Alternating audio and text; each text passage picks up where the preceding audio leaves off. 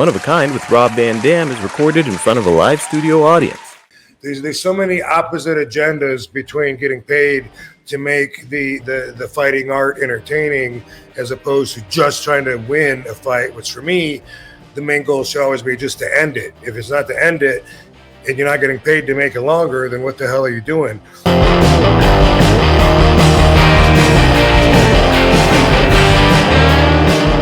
Guys, did you watch Kurt Angle's funny story about RVD? Kurt said Rob told him to wait a few minutes for a smoke and came back with 100 ideas.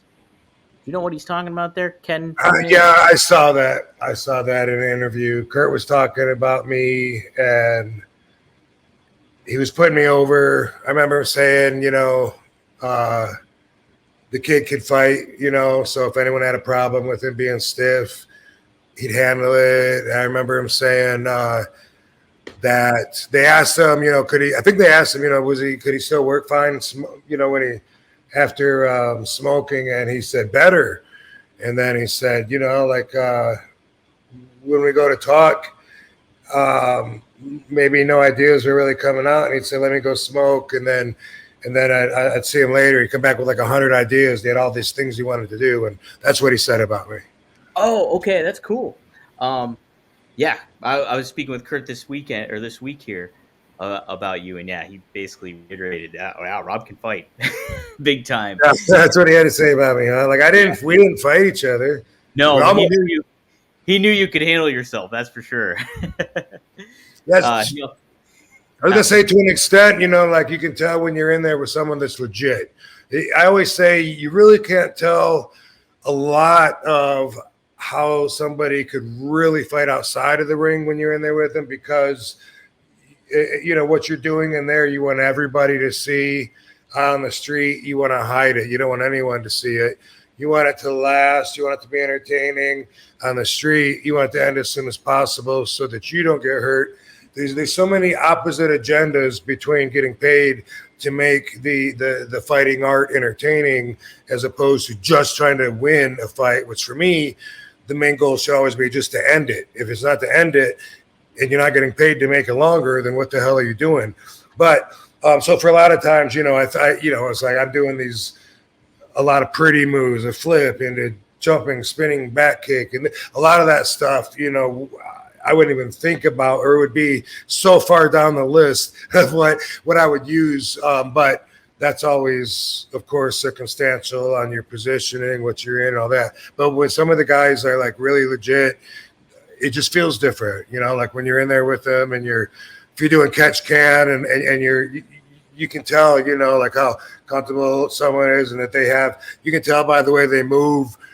It's not their only option. It's not the only reversal they know. They have several, and they're choosing. Maybe they'll do several. Maybe next time you get me in this, I'll do a different. Whatever. You can tell quite a bit, but not everything. So those are two different looks at that same thing. A lot of people, you would have no idea exactly what they would do outside the ring if they had to defend themselves based on what they do in the ring. Sure, you can tell, you get an idea how tough we are, how good we move, how quick we are, how flexible, if we can kick high.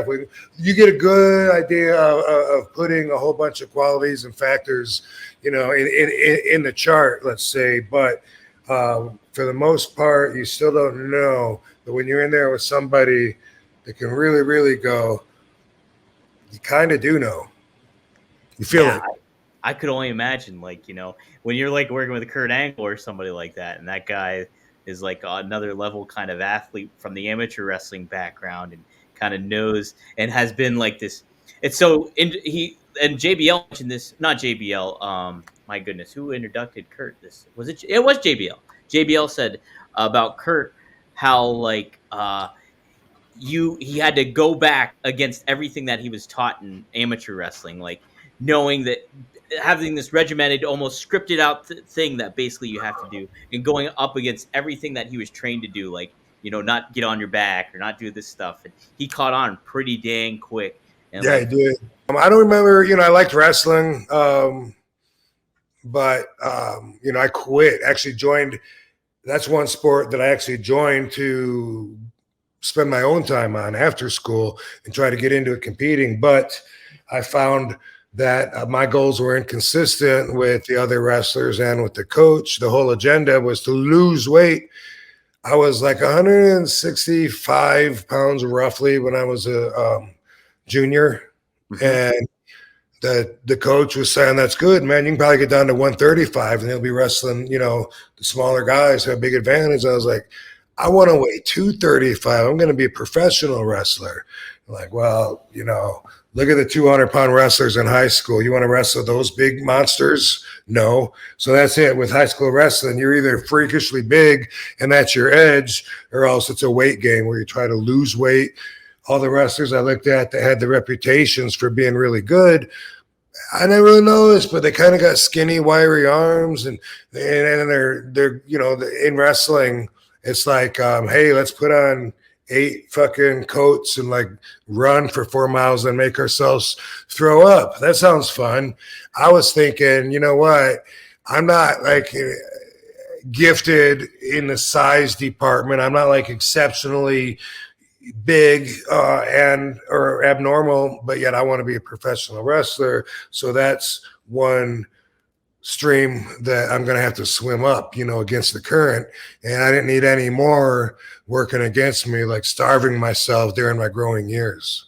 So I don't remember any other. So I joined track, quit, didn't like it. And I think the answer is no. I don't think I was ever really drawn towards any sports at school.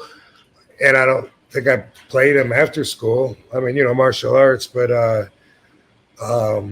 wasn't like in a city softball league or anything. Yeah. Did you like dodgeball?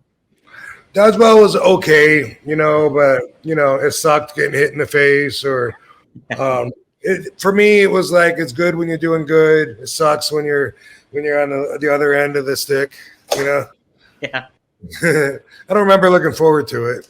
No, I was always amped up for dodgeball. Now I was awful at throwing, but I was really good at the dodging part. I was great at that, but throwing I sucked at it. I would always get out doing that. So, but sport wrestling, amateur wrestling. That's what was the big deterrent for me, is I would see guys having to run in garbage bags and sweat out all their stuff and try to make weight. And then you look too when they get out of school, out of high school and stuff like that. It really F's with your metabolism and stuff like that. They're all like 5'3". Yep. Little dudes. Not all of them, but a lot of them are. Yeah. And they did it to themselves. There. But I do kind of wish I did learn some of it, or take it at least for a year or something, to just kind of learn the basics, because I think it's just a neat way to handle yourself too, if need be, in a scuffle, if you will, or some sort.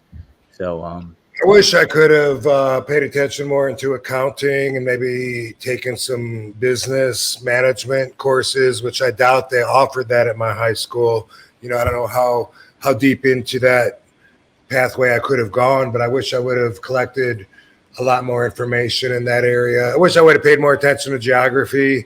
Never had any clue it was actually going to relate to me in my life, And so there's in history. I love history now, but only certain parts. I probably, still could get bored by being force-fed, depending on what they choose to teach us, I guess. But that's always the way. And to the victor goes the spoils. What? Anyway, I appreciate history a lot more now, and learning it now, I find it's quite different than what they were trying to teach me in school anyway.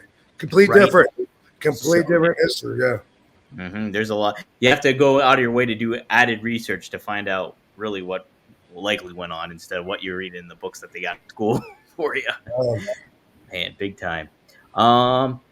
Here's a question. Now, I'm trying to interpret it this way.